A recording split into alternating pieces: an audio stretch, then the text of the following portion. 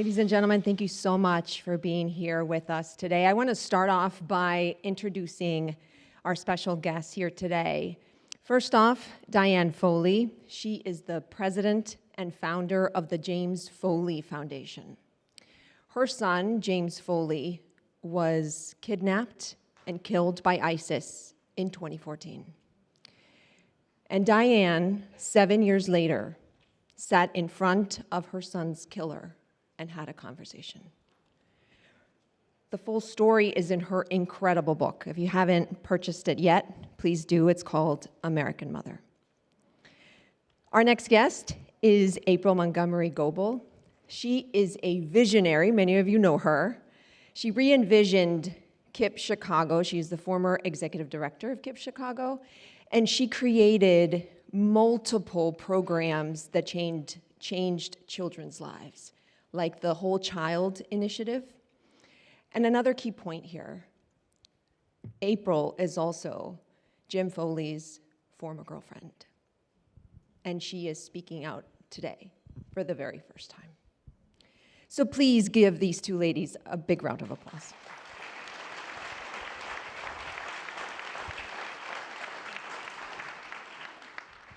Ladies and gentlemen, in the next 25 minutes, we will answer for you the following question.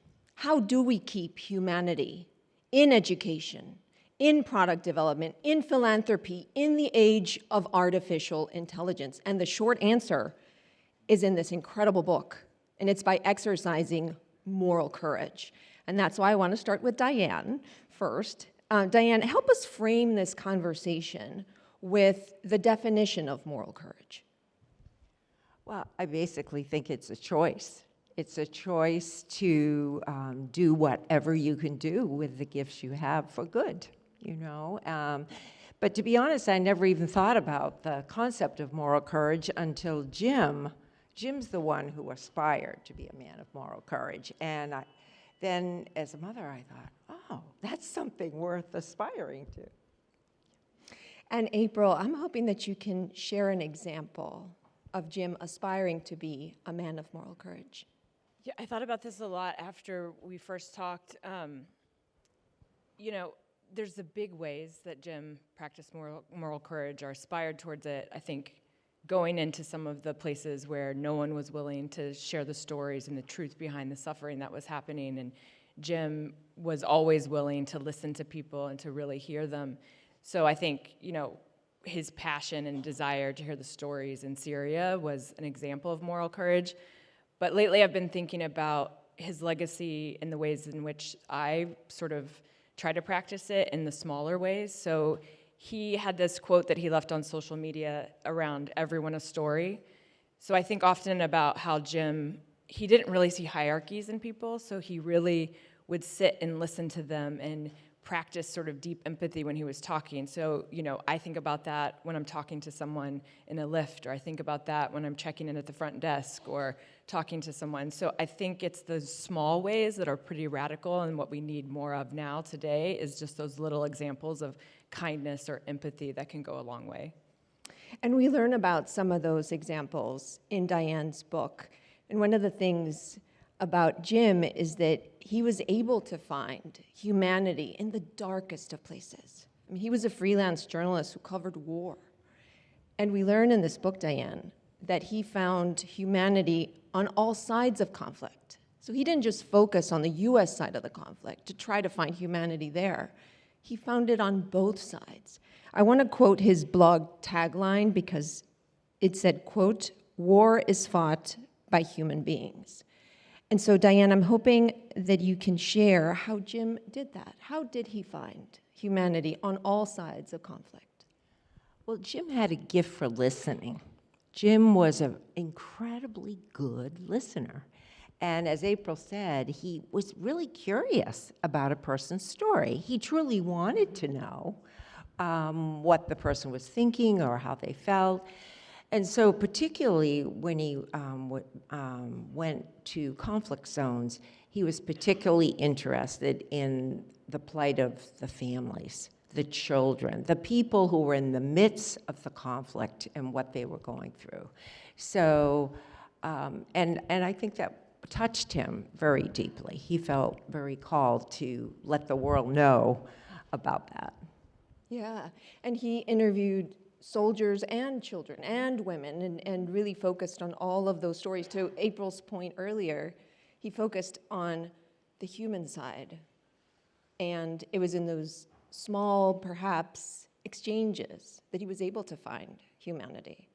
But we struggle with a lot of this, right, April? So I'm hoping that you can help us get into some of those struggles. When Jim was trying to find humanity in these spaces and also trying to exercise moral courage, what were some of his struggles? What did he struggle with? So I think about the shadow of sort of the compassion and empathy that he had for others is that when he was going in and out of these conflict zones, he cared deeply about the people and the struggles that they were having. So I remember in 2012, he raised money for an ambulance in Syria. He raised money for a colleague of his that passed away for his family. So he was oftentimes sort of doing more than what any other journalist would be doing at that time. But he also really struggled. I experienced firsthand the struggle for him going in and out of Syria that last year, and he ultimately was willing to risk his life to tell those stories. And a lot of us who loved him and were around him, I begged him not to go back in. He gave me a ring, and then we ultimately broke up when he was at the border because he felt so passionate about going in and making sure that he was shedding a light on those stories because the mainstream media wasn't really going deep enough into those stories. So, it's taken me a long time to have peace with that, but that was ultimately Jim's decision because he was witnessing such a tragedy in Syria and wanted to be able to be a voice for that. Thank you for sharing that. Can we please give her a round of applause? Beautifully said. I think April is exercising great moral courage today in sharing her story because it's a very painful story, but it's a story that is needed today. And she's exercising moral courage here with all of us, and I can feel it in this room. I'm not sure if you can too. So what about 2025, right? So we've talked a little bit about the definition of moral courage, some of the struggles of exercising moral courage. And in 2025, it really seems like something that we need to be paying attention to. We think of some of the current events, and some of our constitutional rights are being eroded. The Department of Education is being dismantled. There's all of these things that we are facing. And so what if we fail, ladies and gentlemen, to exercise moral courage? That's where I want to take this conversation next. And so I want to ask Diane, this day and age in 2025, what if we failed to exercise moral courage in press, in the government?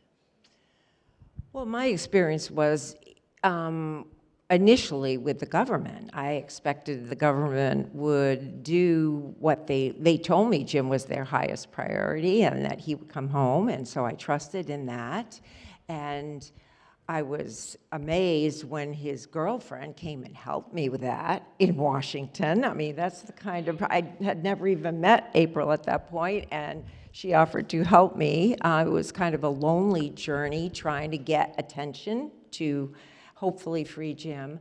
But when our government chose not to negotiate for the Americans, they all died.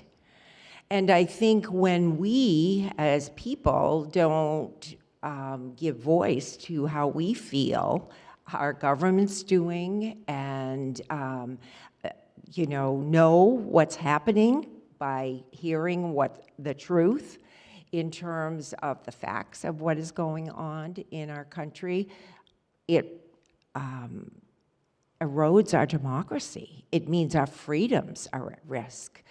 No one's accountable for anything, right?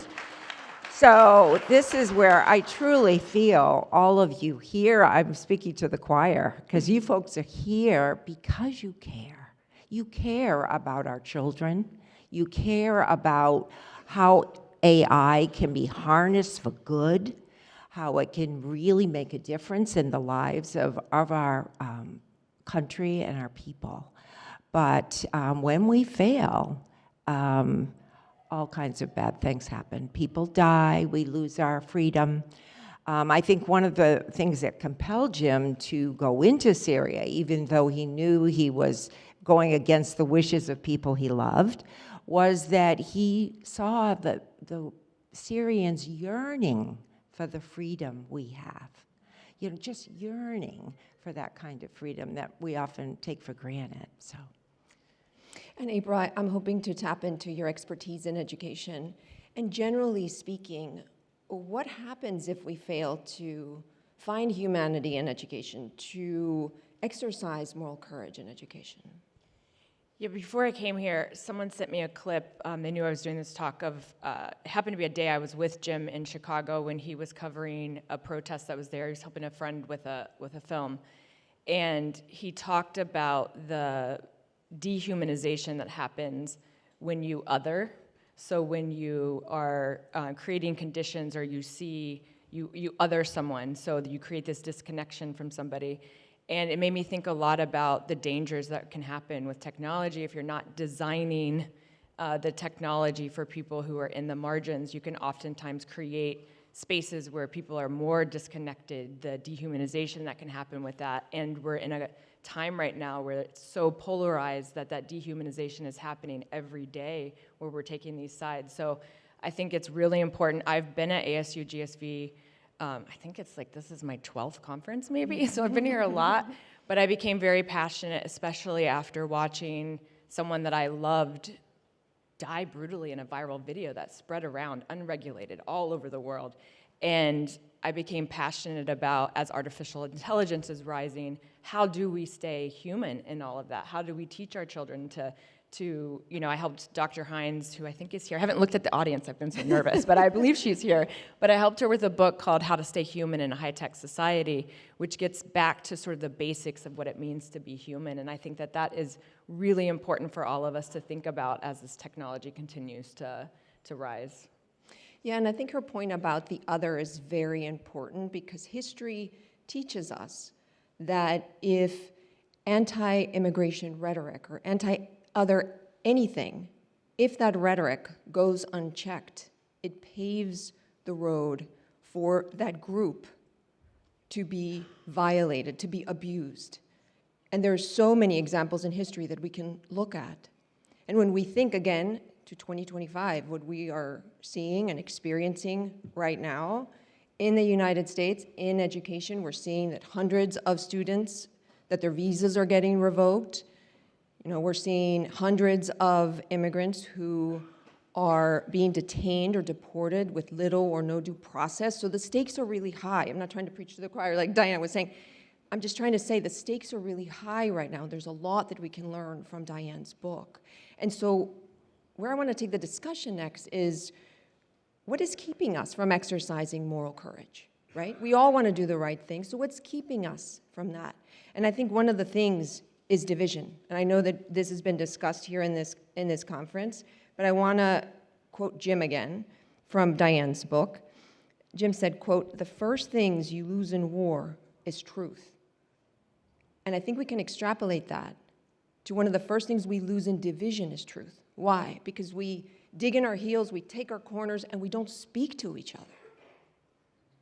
And here we have Diane, 7 years after her son's death. What did she do? She sat in front of her son's killer and had a conversation. Imagine that. So I'm hoping that we can learn from you, Diane. Today, how do we sit across from someone that we completely disagree with, that at that moment we might really despise because of what they did? But how do we sit across from them and have a constructive conversation? Well, I had to pray about it. I really did. I mean, it wasn't something that was easy for me to do. But I felt challenged by Jim. I felt like Jim would have wanted to know his why. I mean, why was he doing, did he end up as a radical jihadist? What brought him to that point? So that was part of it. And I also wanted him to hopefully hear who Jim was and to recognize that when they kidnapped and tortured all these non-combatants, that they were human also. So it was all those reasons, but I really needed the help of my God and the good people who were with me. But I think it's really, we need to challenge ourselves to hear people that we don't disagree with. I think we need to, because we want to be heard and we need to be heard. So I think it goes both ways though. So I think we really need to have the humility and the courage to be willing to hear others. Yeah. One of the other things that sometimes sets us back is just our emotion at the moment, right? Perhaps we might feel that we don't feel ready to have that conversation. So how do we get there? April has worked on some incredible programs that she has designed at KIPP Chicago that have helped children process trauma, process violence in Chicago. So I think we can also learn from her. So can you share, April, some of the things maybe that you created or designed, or how helping children helped you process your grief? Sure, and I'm going to start with everything I'm going to say is not going to feel like enough. It's never felt like enough to me. Chicago, our funding is we're in the bottom half of all KIPP regions, so trying to be creative with how we find and attract resources was really important. So for me, after Jim's death, I really wanted to be able to do something, sounds weird, but positive with my grief. So I wanted to be able to try to transform this tragedy into something for good. And so I understood that I had, within the first year of the loss of Jim, I had so many privileges. I could go to therapy. I could have access to a lot of artists in my community to do a mural. I was part of amazing mentors. So everything that I needed to be able to heal and to grieve, I had it at my fingertips. Yet I was serving communities that have experienced so much loss of life, trauma after trauma after trauma, and nobody really talks about it. Nobody, their names go unnoticed. And so I decided to try to do a little bit of what I could, which was with a group of people who are in this room, we started and launched the Whole Child Initiative. Jennifer Hodges is here, who's managing that initiative now. I started the Children's Museum of Art and Social Justice, which was just, and when you hear that, it's not a separate building. I worry about when I say that, people think we have this like huge, museum. It's really just the office where we all worked that we converted into an art museum for kids to be able to express themselves and to be able to heal. So we created a lot of projects for them to do that. I also, from coming to ASU+GSV, we adopted things like from Mark Brackett's ruler framework for social emotional intelligence. That was really important. So we all just said, we want to do more. What can we be doing with the resources that we have and being creative?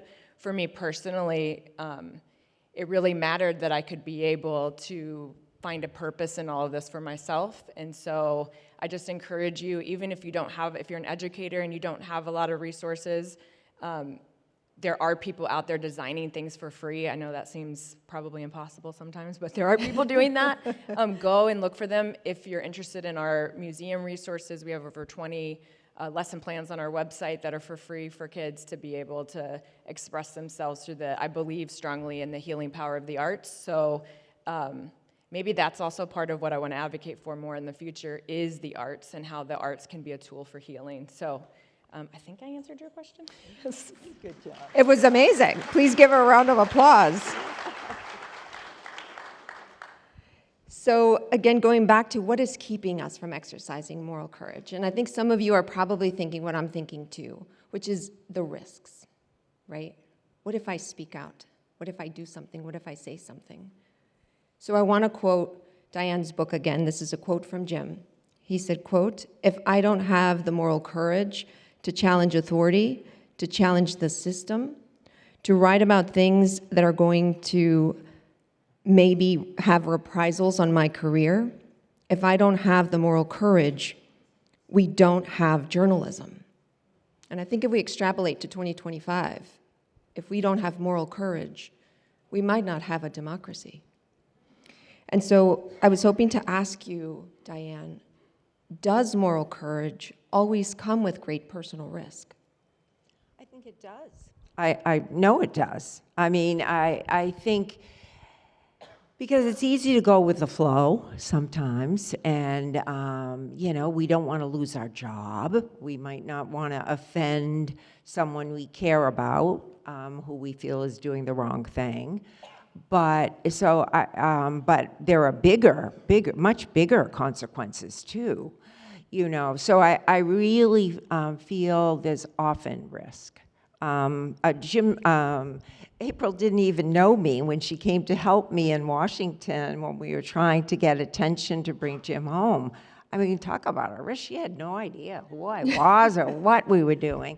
I mean, you know, but it is risky, especially to speak truth to power right now, to try to protect someone that someone else is after, you know, for deportation or something else. So I think it's a time in our lives when we're all challenged to aspire, at least. We've got to at least aspire, in my opinion. That's what Jim did to me. He just plain challenged me. Ma, you know, is this good enough? You know, are you going to accept, you know, the government just abandoning us all? I mean, I think that's what I was feeling after he died.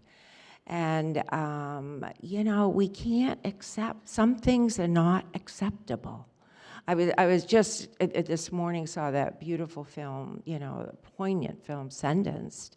It's just not acceptable that in our country, so many children are illiterate. And we know they're doomed. They are sentenced to a life of poverty. There are things like that, all levels, like April said, from the smallest kindness to someone you might not understand, a total stranger, or the big aspirations to make a statement for good. But I really need to challenge, these times require us all to challenge ourselves in that way. Thank you for that. And I know that I mentioned already that April is exercising great moral courage today by sharing her story. And so I really want to ask her why she wants to share her story now. Well, for people in the room who know me, before Jim's death, I was very private. And I make a joke sometimes that I had a rock that I like to hide under and someone has taken it. So the reason that I feel comfortable, though, talking now, or passionate, I should say, about talking is really Diane Foley, and I'll explain a little bit more. But Jim had a lot of tattoos, and one of them that I loved was in the gutter looking at the stars. And over the last decade, there have been times where people have sent me that text when something's going on, like after George Floyd's murder or things that were happening in our society that were unacceptable. And I would look for the light. I would look for people that I felt like were a guide. And Diane has consistently always been that person for me since I met her. And when her book came out last year, I read it actually after ASU+GSV, and it shifted something in me. I was with Diane for a lot of these moments that were in the book, but reading it, it gave me some sort of peace to think about how Diane, I watched her transform from when Jim went missing to where she is now, where she's built this unbelievable foundation that is advocating for hostages all over the world. And it's incredible to see what she's done and how she's transformed.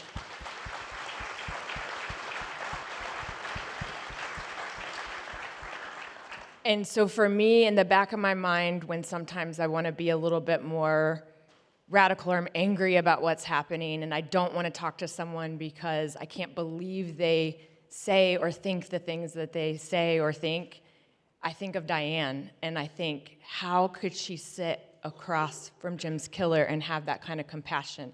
I want to be like that. I want to have that kind of steadiness, inner steadiness, to be able to do that and to love on that kind of level. And so I think in this time that we're living in, we need more examples of people like Diane. So the reason I'm talking out is if I can shed light on what Diane has been doing, I want to do that.